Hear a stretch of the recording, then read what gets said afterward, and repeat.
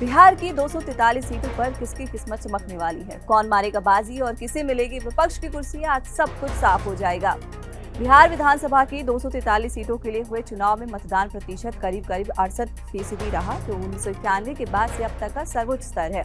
इस bumper voting से सभी सियासी दलों की धड़कनें बढ़ी हुई हैं। काउंटिंग थोड़ी देर में शुरू होने वाली है। आयोग के निर्देशों के अनुसार डाक मतपत्रों की गिनती सबसे पहले शुरू होगी, उसके बाद ईवीएम की गिनती सुबह 8:30 बजे से शुरू होगी। डाक मतपत्रों की गिनती ईवीएम मतगणना के अंतिम चरण से पहले पूरी हुई है। डाक मतपत्रों की गिनती एआरओ करते हैं, जो उम्मीदवारों या उनके मतगणना एजेंटों की उपस्थिति में होती है। इस बार बिहार चुनाव में जो आंकड़े सामने आए हैं वो हैरान करने वाले हैं। पुरुषों की तुलना में महिलाओं का मतदान प्रतिशत करीब 9% ज्यादा रहा है। इस बार के मतदान में पुरुषों की हिस्सेदारी 62% रही और महिलाओं की 71% से ज्यादा। बिहार में करीब 3.5 करोड़ महिला वोटर हैं और 3 करोड़ से ज्यादा पुरुष वोटर और कुल मतदाताओं की तादाद 7 करोड़ 43 लाख है। अगर बिहार में अतीत के ट्रेंड सही रहे तो मतदान में महिलाओं की ज्यादा भागीदारी से नीतीश कुमार को फायदा हो सकता है। अपने करीब 2 दशक के कार्यकाल में नीतीश कुमार ने बिहार में महिला सशक्तिकरण से जुड़ी कई योजनाएं शुरू की थी।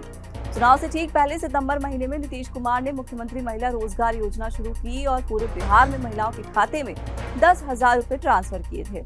ऐसे में माना जा रहा है कि महिलाओं की उत्साहजनक भागीदारी नीतीश कुमार के हक में साबित हो सकती है, उनके फेवर में साबित हो सकती है। 11 नवंबर को दूसरे चरण के मतदान खत्म होने के बाद जो एग्जिट पोल्स सामने आए, एग्जिट पोल्स के अनुमानों में एनडीए को बढ़त मिली है, जिससे लेकर एनडीए के नेता आश्वस्त और उत्साहित नजर आ रहे हैं। कि अखिलेश यादव हों, चाहे लालू यादव, तेजस्वी यादव, राहुल गांधी, बिहार में क्यों इन लोगों को वोट देगा? दंगा फैलाने के लिए, हिंदू मुसलमानी करने के लिए, रोहिंग्या को बचाने के लिए, बांग्लादेशी घुसपैठियों को बचाने के लिए, लालू यादव जैसे भ्रष्ट को क्यों वोट देगा, जो पूरा परिवार के लिए ही जीवन जिया? किस यादव को मदद किए? न गरीब को मदद किए, न यादव को मदद किए। अराजकता के लिए वोट देगी। इसलिए बिहार की जनता ने विकास के लिए नरेंद्र मोदी और नीतीश कुमार के नेतृत्व में, उनके पक्ष में वोट दिया है। और मैं फिर कह रहा हूं, कल निकलेगा 2010 से ज्यादा स्ट्राइक रेट रहेगा। 206 सीट आया था, उससे अधिक आएगा। वो जो सड़क पर बोल डांस कर रहे थे, बाबूजी के राज में कर लेते क्या? राहुल गांधी जो भाई बहन चल रही थी मोटरसाइकिल पर, गड्ढा में गिर जाती और हाथ गोड़ टूट जाता, ये क्या, कौन सा विकास देखना चाहती?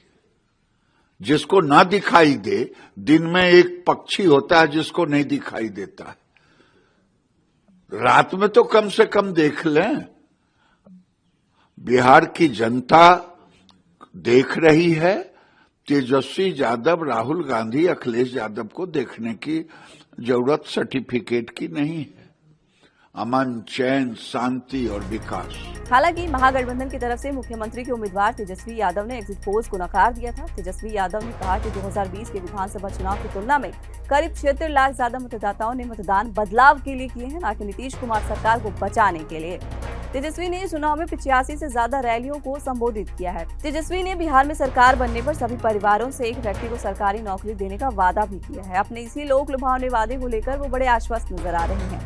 आग्रह करूंगा ट्विस्ट न किया जाए उनके बयान को और हमारी संभावनाओं को। हमारी संभावना है, किसी को स्पॉन्सर करके एग्जिट पोल नहीं करवाया हमने। बड़ा मुश्किल नहीं था। हम भी किसी को कहते हैं कि यार शाम से लेकर के 10 एग्जिट पोल कर दो, नहीं करवाया। हमारा एग्जिट पोल और ओपिनियन पोल प्रधानमंत्री जी के ही बयानों में। प्रधानमंत्री जी का जब भाषाई क्षरण होता है तो लगता है चुनाव हार रहे हैं। जब वो कट्टा फट्टा बोलने लगे तो लग गया कि अब हम जीत चुके हैं। और वहीं हम देख रहे हैं, क्योंकि 20 ईस्वी में तेजस्वी जी ने जिन मुद्दों को उकेरा था, संभवतः पहली बार बिहार की पृष्ठभूमि में, बिहार में, वो आज परिपक्व हो गया। नौकरी पे बात करना हर दल की मजबूरी है।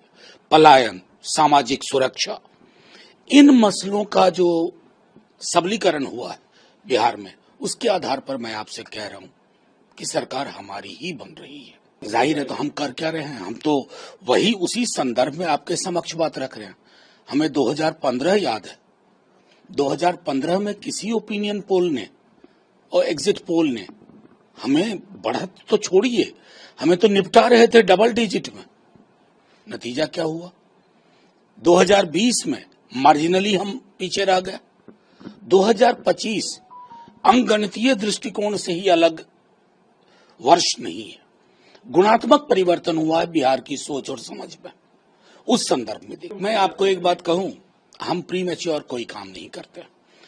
आपको शायद बहुत लोगों को नहीं पता होगा, आज मैं पब्लिक कर दे रहा हूं। बीजेपी के एक सज्जन ने जब पटाखे उन्होंने चलाने शुरू किए, बाद में पटाखे के 2 ठेले राजद कार्यालय में भिजवा दिए थे जब हम जीत रहे थे। नाम उजागर नहीं करूंगा। संतुलन बना लिया नहीं, अब उतने पटाखों का करें क्या, वो उनकी मजबूरी थी। दिलचस्प बात यह है कि इस बार बिहार के दोनों महत्वपूर्ण गठबंधनों में सीटों के बंटवारे को लेकर काफी उठापटक की स्थिति रही। एनडीए खेमे में उपेंद्र कुशवाहा हो या चिराग पासवान, हालांकि आखिरकार सीटों के बंटवारे पर सहमति बन गई थी, लेकिन महागठबंधन में सीटों के बंटवारे पर सहमति नहीं बन पाई। कई सीटों पर फ्रेंडली फाइट देखी गई। एनडीए में सीटों की साझेदारी के तहत 243 सीटों वाली बिहार विधानसभा में इस बार बीजेपी को 101 और जेडीयू को भी 101 सीटें मिली थी। वहीं परिवार से अलग अपनी किस्मत चमकाने निकले तेजप्रताप यादव भी अपनी जीत का दावा करते नजर आ रहे हैं। देखिए, एग्जिट पोल को मैं नहीं मानता हूँ। 14 तारीख को क्या होगा नहीं होगा अभी हम नहीं बता सकते, लेकिन क्या एग्जिट पोल है, क्या कभी एग्जिट पोल घटा भी देता है, कभी बढ़ा देता है, तो एग्जिट पोल को हम नहीं मानते। सर, अशोक चौधरी कह रहे हैं कि मुख्यमंत्री नीतीश कुमार ही गवर्नर के हाउस से वोट लेंगे। अब तेजस्वी जी जहाँ से भी, जर्मनी से, इंग्लैंड से जहाँ से भी वोट ले, उनका हमको नहीं पता। अब देखिए, वो क्या बोलते हैं नहीं बोलते हैं, वो चीज हम नहीं जानते हैं कुछ भी। महुआ का सीट तो निकल रहा है मेरा। जश्न की तैयारी शुरू कर दी है? जश्न की तैयारी शुरू है? जश्न की तैयारी नहीं, हम काम का तैयारी करते हैं। क्या लगता है इस बार मुख्यमंत्री नीतीश कुमार ही सीएम बनेंगे? अब देखिए क्या होगा, इस पर कुछ नहीं बता सकते। अब देखना होगा कि आज जो नतीजे आने वाले हैं किसके फेवर में होंगे, कौन बिहार की बाजी मारेगा। नीतीश क्या फिर मुख्यमंत्री की कुर्सी पर बैठेंगे या तेजस्वी के वादे चमक जाएंगे। आज दिन भर नतीजों के अपडेट्स के लिए देखते रहिए कड़क।